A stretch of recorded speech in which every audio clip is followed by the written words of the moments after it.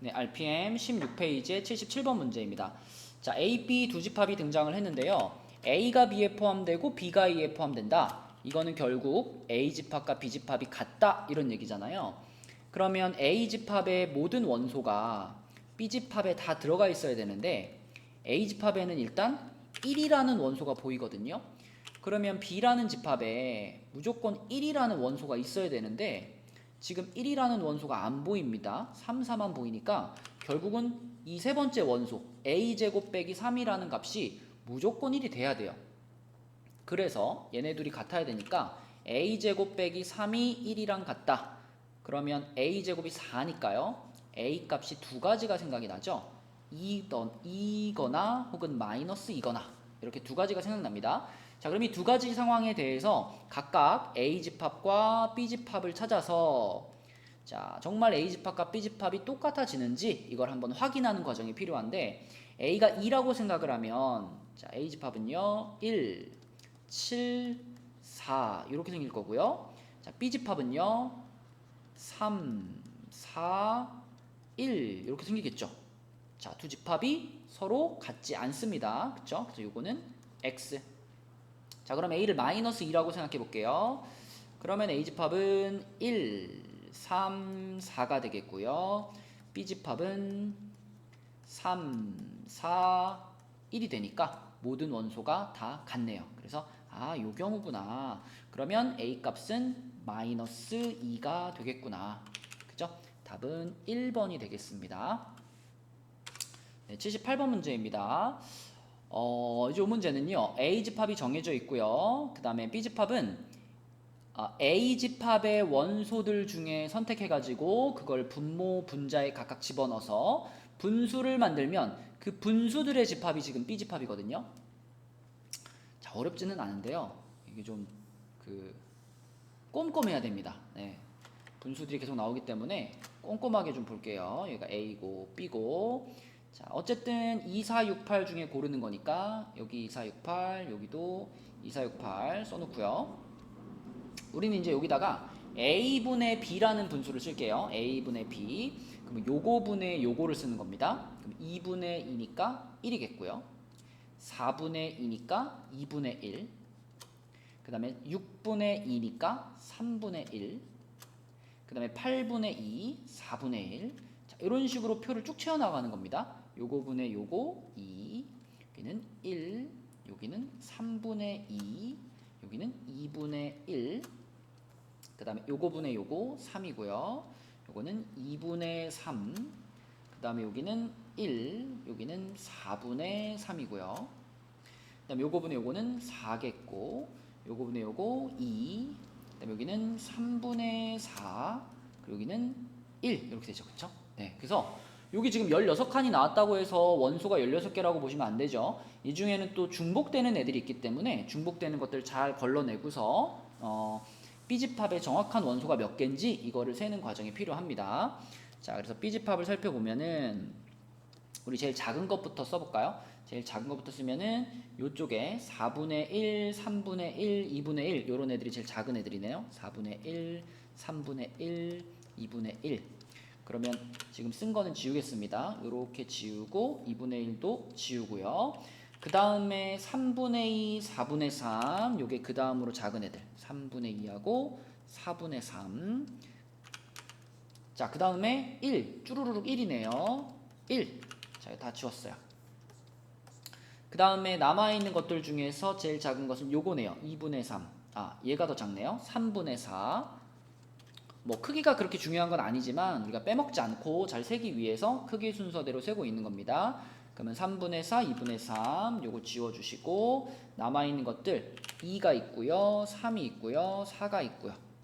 이렇게 쓰면은 자, 모든 원소들을 다 체크를 했습니다. 그러면 원소가 몇 개인가지 세보면 되는데 하나, 둘, 셋, 넷, 다섯, 여섯, 일곱, 여덟, 아홉, 열, 11개의 원소를 갖고 있네요. B집합은. 따라서 B의 부분집합은 2의 11제곱이 되겠고요.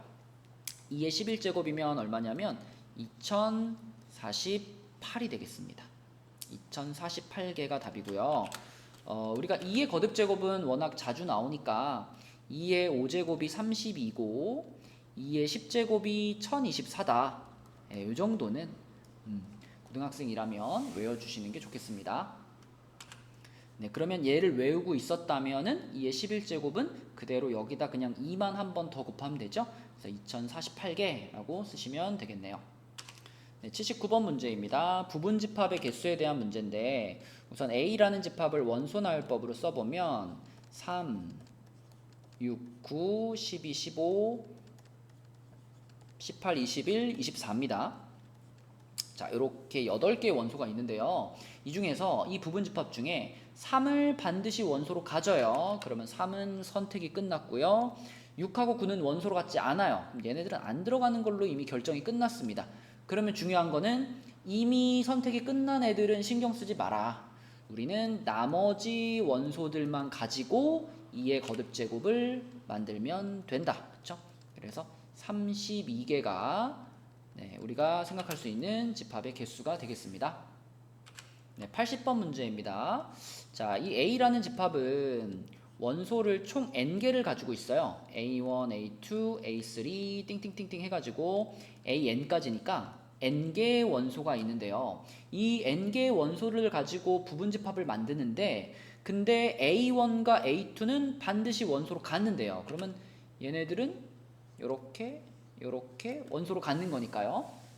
그러면 원래는 n개의 원소 중에 2개에 대한 선택이 끝난 거니까 n개 중에서 2개를 제외한 나머지 원소들, 이 나머지 원소들을 가지고 2의 거듭 제곱을 하면 이게 부분 집합의 개수인데 문제를 잘 보시면 A의 진부분 집합 중에서 라고 했습니다. 그죠? 진부분 집합 중에서. 그러면 자기 자신 하나 빼줘야 되는 거니까요. 여기서 하나를 빼주는 것이 문제에서 원하는 집합의 개수를 구하는 방법인데 그렇게 했더니 63이 나왔다. 이런 상황입니다. 그러면 2의 n-2제곱이 64가 되고요. 64는 2의 6제곱이거든요. 그러면 얘가 얘랑 같은 거니까 n은 8이구나. 이렇게 계산하시면 되겠습니다. 네, 81번 문제입니다. 자, A 집합은요, 바로 인수분해 해버리면은 이렇게 되는 거니까요. 3과 4, 2개의 원소를 갖는 집합이고요. B 집합을 잘 생각하셔야 되는데, B 집합이 x는 n분의 10인데, x와 n은 자연수라고 했습니다. 그럼 이런 거죠. 12를 어떤 자연수로 나눴더니 다시 n이라는 자연수가 나온다. 결국 n도 x도 다 무슨 소리냐면 12의 약수가 되면 되는 거죠. 그죠? 자연수라고 그랬으니까 12의 양의 약수라고 보시면 됩니다. 그래서 B라는 집합은요. 12의 약수들의 집합 1, 2, 3, 4, 6, 12 이렇게 생각할 수 있겠고 자 그럼 A를 포함을 하면서 B의 부분 집합인 것을 구해라. 그럼 B의 A를 포함을 해야 되기 때문에 3과 4라는 원소는 반드시 X가 갖고 있어야 됩니다. 그러면 나머지 원소 요 4개의 원소에 대해서만 2의 거듭제곱에 올리는 거니까요. 2의 4제곱 16개가 집합 X의 개수구나. 이렇게 풀 수 있겠네요. 82번 문제입니다.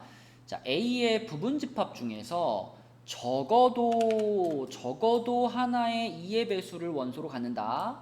자, 적어도라는 말이 등장을 했고요. 그 다음에 3의 배수는 원소로 갖지 않는다. 자, 그러면 일단 A 집합의 원소 중에서 3의 배수들 있잖아요.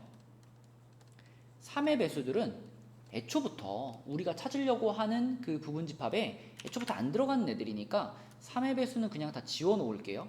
자, 이렇게 지워 놓습니다.